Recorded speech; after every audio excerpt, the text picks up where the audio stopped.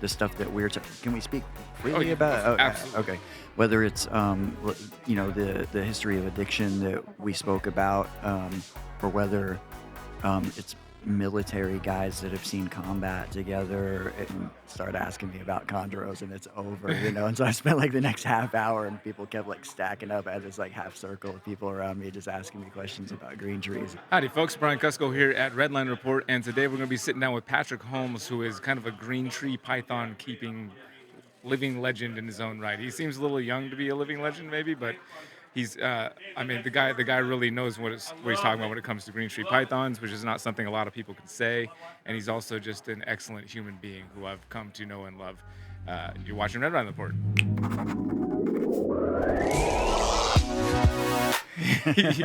Wait, you said your only microphone experience is screaming? Yeah, as in metal bands. You scream metal band? I'm a vocalist, yeah. What? How do I Yeah. not know that? I don't know, man. Why don't I know that? You need to Well, I guess I do now. you need to show up with an acoustic guitar sometime and we'll jam out. Actually, the Harbins are bringing one of Tom's guitars. Really? Yeah, they might be here. I mean, I'm assuming they're vending, so they probably have the guitar, and it's probably here now. Yeah. And so, Yeah. but we would do acoustic metal. No, I have a whole list. So like I'm a metalhead at heart and like 96% of what I listen to is metal. But on Spotify, I have two lists that I sing to. One of them is called karaoke and the other one's called acoustic. And it's like acoustic versions of songs that were not acoustic originally or acoustic covers. I love covers and I love covering covers. And so while I love screaming and I love singing metal, and the bands I've been in have been metal bands, and I'm really, really, really good at that. The thing that like really like does it for my soul is just singing acoustic stuff. Making me think of I think that like Tori Amos or somebody covered like Slayer at one point or something. some of it, some of that, but then it's a lot like I have like a lot of I mean there's a ton of stuff on there. A lot of it is like late 90s or early 2000s stuff. Shine Down and Alice in Chains Mm. and just stuff like that's the kind of gritty grungy stuff is the stuff that I like to sing. So like uh, I don't know, dude. I'll just have to show you my playlists on there, the stuff that I listen to when I sing. There's this Alice in Chains song that is a video. I don't even remember the name of the song. But there's a YouTube video out there that my Hmm. brother-in-law showed me where Lane is just like doing this insane singing. Like, Hmm. I want to say, no, it's not live, it's a video, but no, it is live. Anyway, It might be on there. It could be. Are they? Is he sitting down? no, no, he's not sitting down. Now I need to find it because that's perfect timing. I'll look this up while that loud ass thing goes rolling by.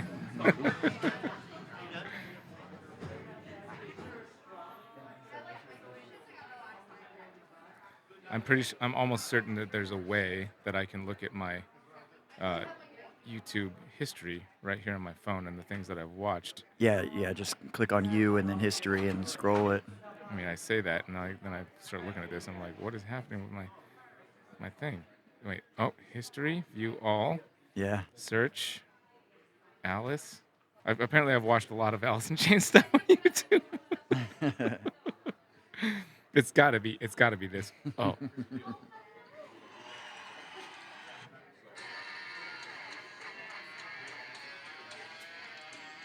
this is a full concert. Oh, gotcha. So it's live stuff. Yeah, he was one of the greatest vocalists of all time. I'm, I'm pretty sure it was this one. Was just, but yeah. Anyway, I I've don't know seen why, clips of that performance. dude. Just some of like screaming, singing, like.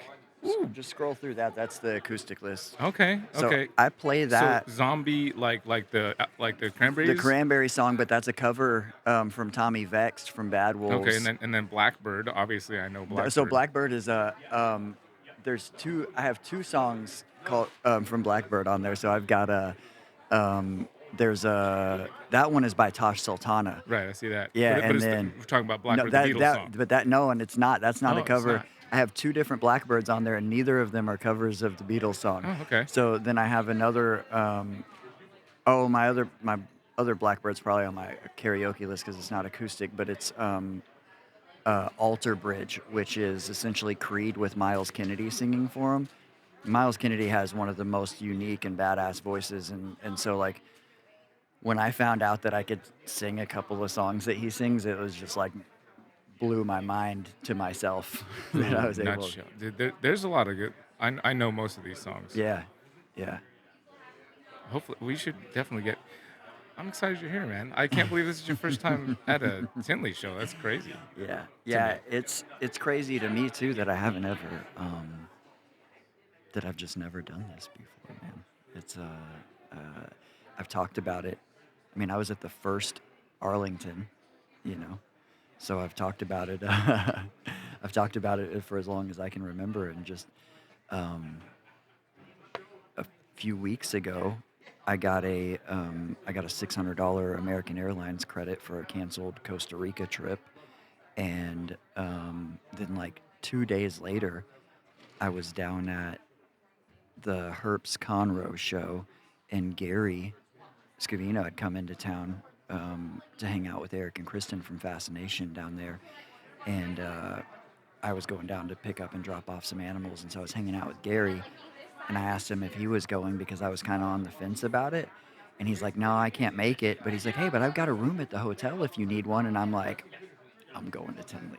Wow, Yeah, and so yeah, I flew in yesterday. it's awesome, dude. Yeah, yeah, it's good stuff. You've always had a real like you. I don't know what it is about you, dude, but there's like you're very you're very intentional. Like you got.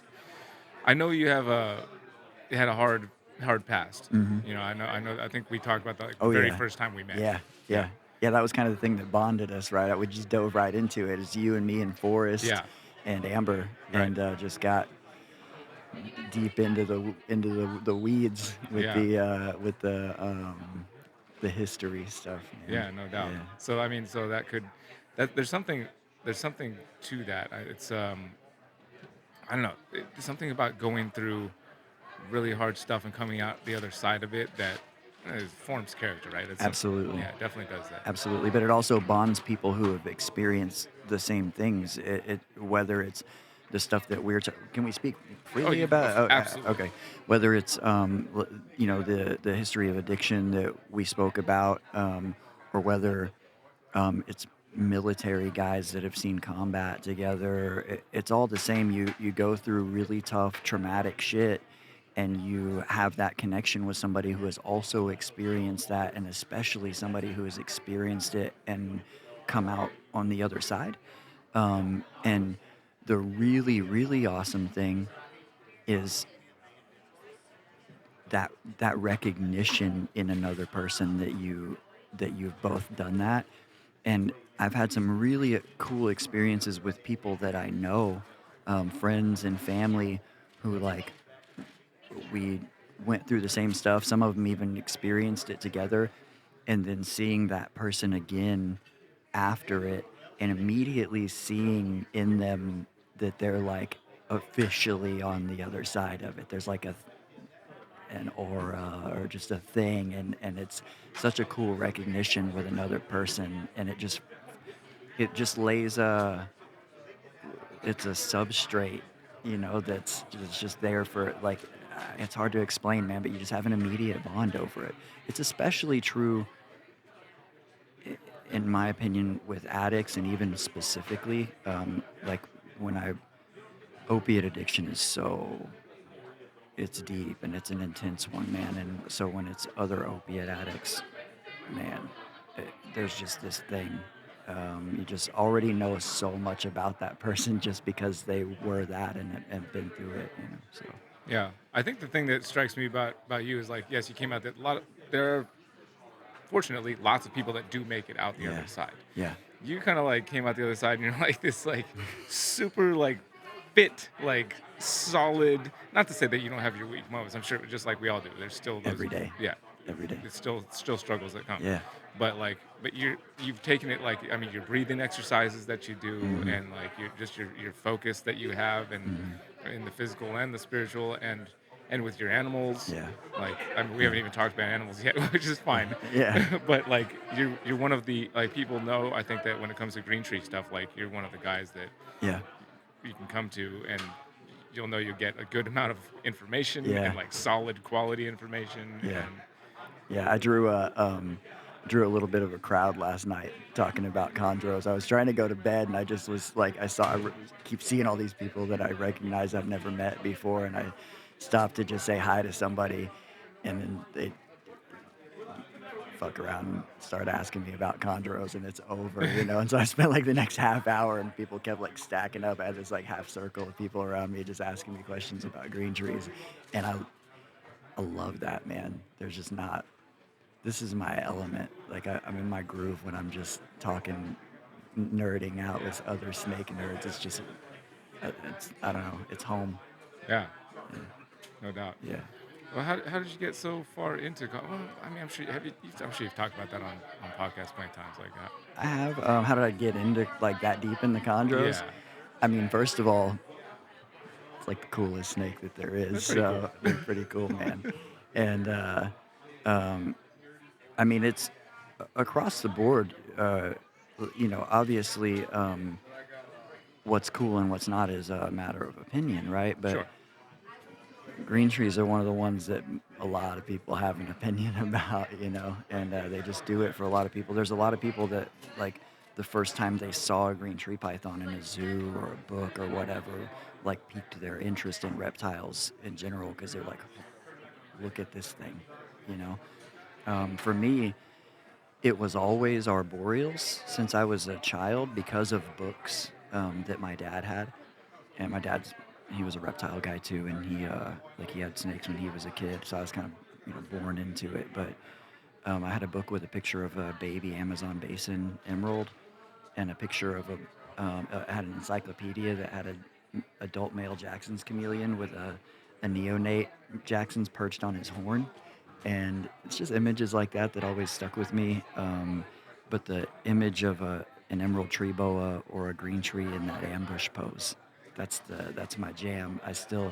The fact that I can walk into multiple rooms any night that I want and just see that all across the walls is still just the coolest thing to me. And anyways, I actually started with the boas. There's emeralds and Amazons in the 90s. I got my first Amazons from Tom Crutchfield in like 95 or something. Yeah, 95.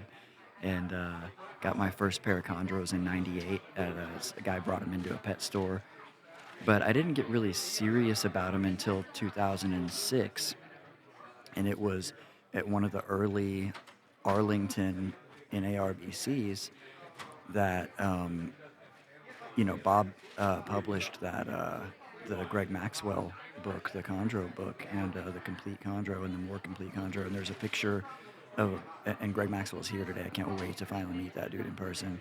There was a picture of a designer chondro. Her name was Aya Diablo, and she's all black and blue. And in the picture in the book, she's still young and still had blood red eyes. And that's what did it for me for designer green trees.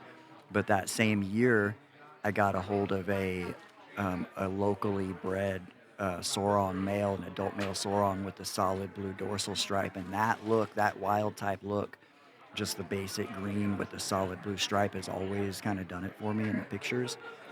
And so those two things happened the same year. Got that male, got to hold of a solid hormonal blue female that was a sibling to him when I was picking him up, and I found the Bushmaster website and all their pictures of locality chondros, and so it just kind of all happened in a period of a few months, and I was just stuck. And I've had chondros since then, since 2006, and even when I was gone for 5 years, I still had chondros that other people were taking care of for me. So, um, and yeah, now as as far as I know, I have the biggest private collection in the world. If somebody else is hiding a bigger collection, I don't. They're hiding it. I don't know about it, but I have a whole bunch of them over there, and they're just Set up the biggest one in the world, a whole bunch. yeah, it's it's a lot. There's a lot of green trees over there. Wow. Yeah, yeah, triple digit green trees in my house. Wow, that's amazing. You brought up Forrest for a second. I was just thinking about how like he was working with green trees and Yeah, never really had success. yeah, And what else made me think about that is like that a lot of people that it's kind of a there's a lot of tragedy when you're working with green Oh cheese. man, And there you gotta be thick-skinned with the chondros. I'm glad you brought up the forest thing. I'm looking forward to going in and seeing Des. Forest did produce one clutch of green tree pythons, and I have what is by far the standout animal from that clutch is at my house, and I finally got babies from him and one of my females that hatched out early this year, and I sent one to Des because she gave me that male, and I still have other chondros from his collection as well, because Des and Steven sent me a bunch of that stuff, in a couple different groups later on, but I also recently this year got a sibling female to that high yellow male. So I have two animals from Forest's only clutch at my house, and hoping to get babies from the female this year too, and more out of that male. So I'm a nerd for the history stuff, and I have all these sentimental attachments to certain animals that I have. Matter of fact, some of the animals from Forest and Des came from the collection of another keeper that passed away, and he sent all of his stuff to Forrest before he passed, and then I got some of that stuff, and I still have those animals too, and it's just I love that type of stuff, man. I have a lot of animals that I love the animal itself, but I'm also attached to the people and the history and the lineage and all of that. I have one animal that Rico Walder produced still, and just it's not just the snakes for me. Just like these shows, I come to these shows for the people. yeah, I've seen all the snakes. right. I had that same thought this morning as I was getting ready to like, putting on the clothes and just like, and I'm going downstairs like, you know what? I'm really here for the people. Like I've seen the Yeah, animals. I'm here yeah, for the people that are connected to them. yeah. I'm here for this. What Yeah. we're doing right now, which is it's the first time I've ever done it with a mic and headphones on. But you and I have had conversations like this plenty of times. Yeah, no doubt. So it's always cool. Yeah, there's a lot of people here that don't come to Arlington. So there's so many. I have like just a long list of people that I'm hoping to bump into that I've never met in person Yeah. before. Yeah, it's Yeah, gonna be you. You're not going to get to them all. I'll just go ahead and no, tell you that right for now. sure. I I mean, well, already no, I know. hope you do, Yeah, but no, no, for sure. And I'm attempting to. There's one of them right there. I'm attempting to like prioritize the list and like move around and say hi to some people first before, because I always just get caught up just yeah. talking. Oh yeah, we could. And We could. I can already feel right now that like we could just keep diving into it. We touched a little bit in some deep stuff. And we talked about some snakes. We talked about some music. yeah, I'm pretty sure you and I could just do this all day long. for sure, And for for that sure. reason, I'm gonna help you on your task, and Yeah. we're gonna get out of here so you can go say hi to as many people as you possibly can. I sure appreciate that. Yeah, and I probably could have come in a little bit earlier. But yeah, I'm excited about it. Like I said before, I'm a little jittery, whether it's from too much coffee or from a little bit of nerves. A little But bit of both, probably. Yeah. it's probably a little bit of both. And but Well, how long are you here till? I'll be here today and tomorrow. I think my flight tomorrow is Or a flight on it. Sunday? Yeah. I think I'm Oh, gonna that is have to. tomorrow. Oh my Yeah, gosh. yeah, it's tomorrow. I'm gonna have to bail a little bit before the show's over to make Yeah. that, I think, but Yeah. I'll still be here most of the day Okay. tomorrow, and so yeah, man, it's gonna be. I'm stoked. I'm Yeah. stoked. Yeah. So Me too. yeah, I'm glad you're here, dude. yeah, It's good to see you as always. It's always a surprise when I catch you in Arlington, but I knew you were gonna be here, so yeah. Anything else? Any other questions? I mean, you're doing incredible work with green trees. Yeah, I mean, you're at essentially the top of the game when it comes to yeah, green trees. So like, people that want to know more about that stuff, or probably yeah, even like support in like some maybe people who've been through like what we talked about earlier, like yeah, are looking for community of folks that like yeah, know what it's like to be through some of that hard stuff and like yeah. and there's a lot of that I think in the snake world. I think it's a special place in the reptile Hmm. world where we have both of that, like the fascination with reptiles and then recovery. Yeah, Um, yeah. so, like, where can people follow what you're doing? How can they get a hold of you? So I am. I'm going to touch on both of those subjects at the same time. I am on Facebook and Instagram. You can follow my Facebook snake page. I don't post on there enough, but I'll get better about that. And it's arboreal underscore obsession on Facebook. My snake page on Instagram is the same, arboreal_obsession. My personal page, which is mostly snakes, is gtpatrick.tx. And then you can send me a friend request on Facebook, but most people end up in purgatory on friends requests because there's like literally 1,000 of them in there right now. But you never know. I may pop on there and accept it. But also, um, just reach out if people have green tree questions or want to talk about recovery. Please reach out. I have people almost every time. Every time I do a podcast and we that subject gets brought up, at least one person reaches out and says, "Hey, I just saw your podcast with MJ or whatever, and you know, I was this and that, and I've been clean for this long, or um, you know, sometimes they're still struggling or whatever." But anytime that somebody tells me that they thank me for sharing that, or they say that I inspired them with that stuff, it is what's cooler than that, man?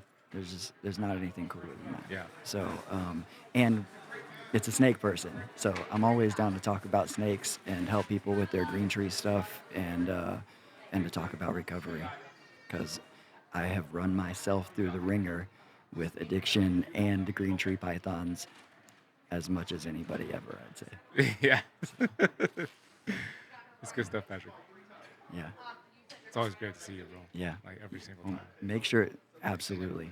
One of these days, we'll have time to actually just hang out and not do this. And we'll do like we talked about. We'll grab a guitar and jam out or something, or go get some food, or do some just friend stuff Yeah, instead of man. this, Yeah. for sure. You know, after we're done, I'm gonna go see if I can find that guitar. Maybe we'll have.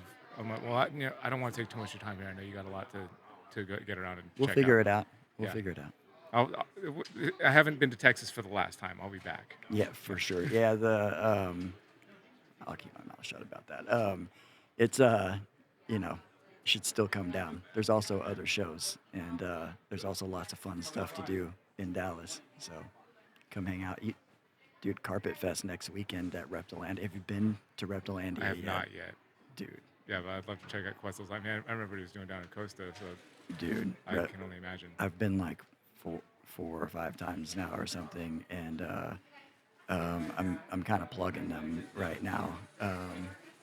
It's it's just unreal, dude. Mm. It's unreal. I donated a caiman lizard to them, and that I bought off of the flippers table at an ARBC at the spring Dallas show. And I thought I was going to keep that thing. We talked about the caiman. You remember the caiman lizard? You told me you were the only person that tried to help talk me out of getting it.